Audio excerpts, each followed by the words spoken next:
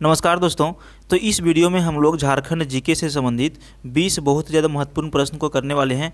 तो वीडियो के आप अंत तक बने रहिएगा, क्योंकि दोस्तों देखिए जी झारखंड सचिवालय का परीक्षा होने वाला है, फॉर्म उसका भरा रहा है फिर से, तो इसके लिए आपको तैयारी अभी से करना ही पड़ेगा। तो चलिए हम लोग शुरू कर लेते हैं पहला प्रश्न से। देखिए हमारा पहला प्रश्न क्या है कि झारखंड में सिंचाई के लिए किस संसाधन का प्रयोग सर्वाधिक किया जाता है।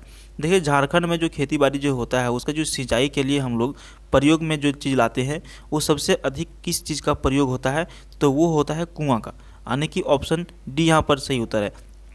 अगर यदि आप गांव से बिलोंग करते हैं तो आपको पता होगा कि प्रत्येक गांव में कम से कम 8 से 10 कुआं जरूर पाया जाता है। लेकिन यदि हम तालाब की बात करें तो एक गांव में 1 या 2 तालाब से अधिक नहीं रहता है।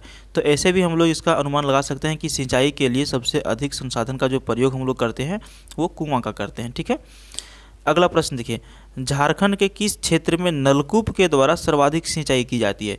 तो झारखंड का ऐसा कौन सा क्षेत्र है, कौन सा जिला है जहां पे नलकूप के माध्यम से सबसे अधिक सिंचाई किया जाता है, सबसे अधिक खेती के लिए प्रयोग में लाया जाता है। तो ये है लोहरदगा जिला, ऑप्शन डी यहाँ पर सही है। देखिए लोहरदगा में जो है सिंचाई के लिए सबसे अधिक नलकूप का प्रयोग किया जाता है। ठीक है, अगला प्रश्न देखिए, राज्य में कुएं से सिंचाई की जाने वाला क्षेत्र कौन सा है।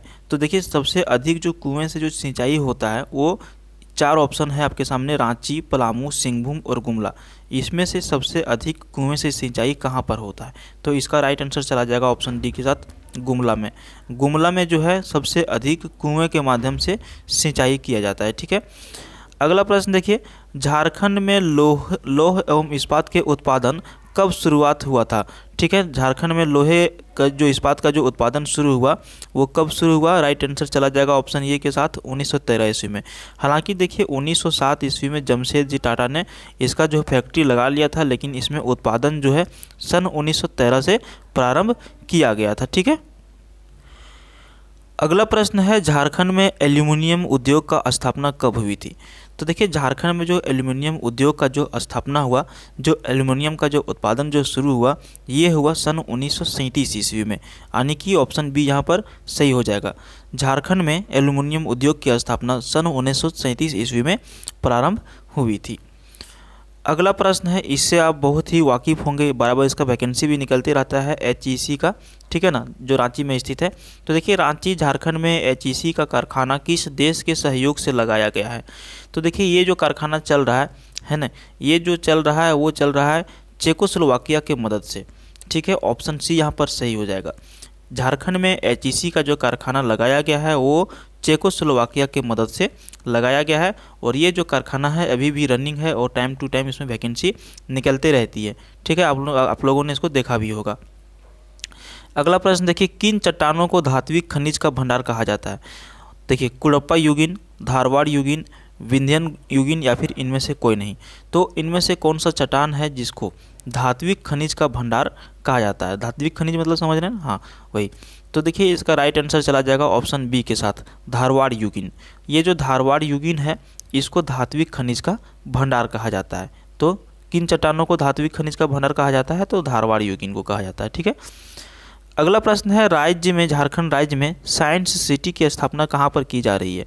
तो देखिए झारखंड राज्य में जो साइंस सिटी की जो स्थापना की जा रही है ये झारखंड की राजधानी रांची में की जा रही है, यानी कि इसका ऑप्शन कहाँ पर चला जाएगा, ऑप्शन डी के साथ चला जाएगा, रांची में चला जाएगा। ठीक है, साइंस सिटी की जो स्थापना है ये रांची में की जा रही है।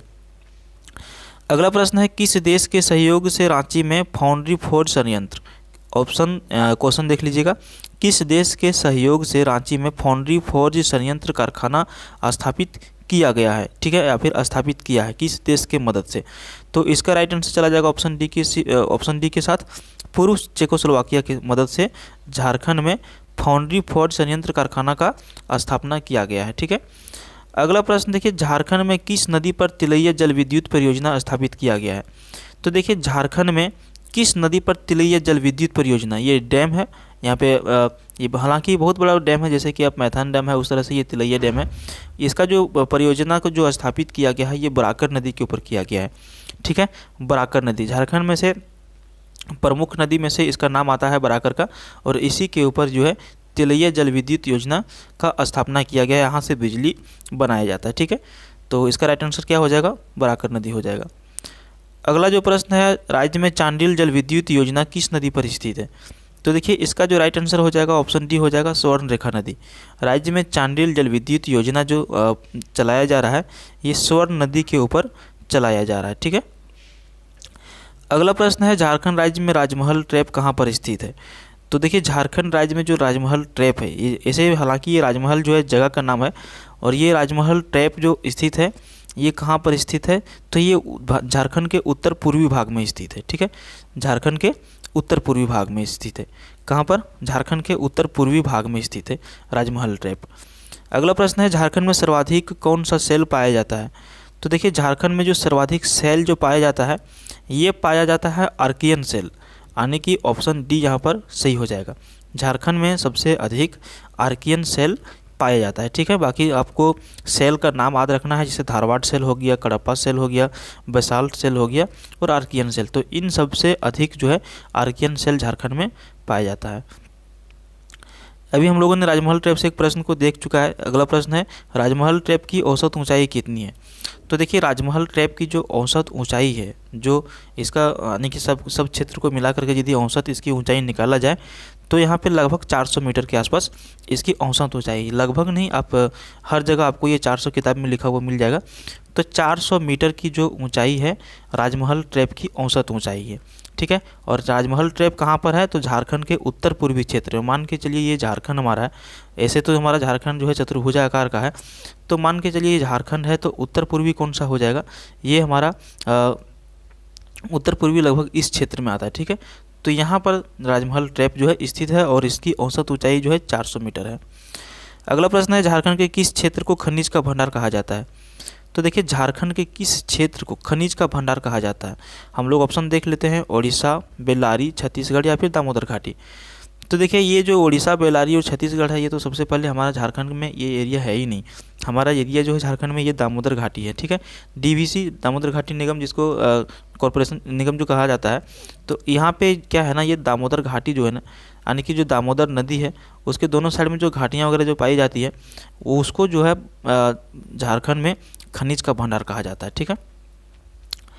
अगला प्रश्न है, झारखंड राज्य की पूर्व से पश्चिम की लंबाई कितनी है? ठीक है।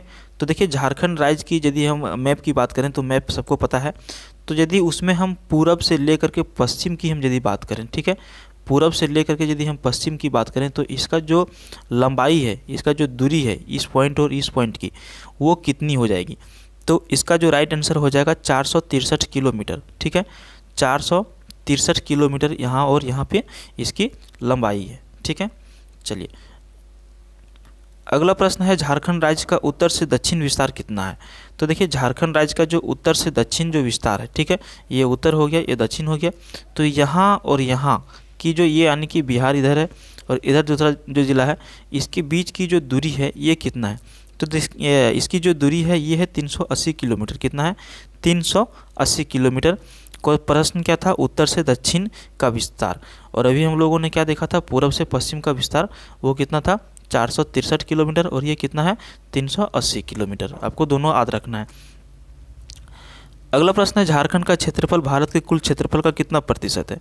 तो देखिए झारखंड का जो क्षेत्रफल है, झारखंड का जो एरिया है, वो टोटल यदि हम भारत के मैप के हिसाब से यदि बात करें तो इसका जो एरिया है ये 2.42% है, ठीक है, 2.42% यानी कि 2.42% है झारखंड का एरिया टोटल भारत का क्षेत्रफल के हिसाब से, ठीक है। अगला प्रश्न है, झारखंड राज्य का सर्वाधिक ठंडा स्थान कहाँ पर स्थित है? तो देखिए झारखंड राज्य का सर्वाधिक जो ठंडा स्थान है ये है नेतरहाट में। तो झारखंड में सबसे अधिक ठंडा कहाँ पर पड़ती है? नेतरहाट में पड़ती है, ठीक है। अगला प्रश्न है, झारखंड राज्य का सबसे ऊंचा क्षेत्र कौन सा है? तो देखिए झारखंड राज्य का सबसे जो ऊंचा क्षेत्र है ये भी है नेतरहाट, यानी कि ये भी ऑप्शन बी यहाँ पर सही हो जाएगा। तो दोस्तों इस वीडियो में इतना ही। दूसरा वीडियो देखने के लिए हमारे चैनल को सब्सक्राइब कर लीजिएगा और वीडियो को लाइक करना ना भूलिएगा। मिलते हैं फिर दूसरी वीडियो में, तब तक के लिए धन्यवाद। देखते रहिए आप हमारा YouTube channel GK with RK को।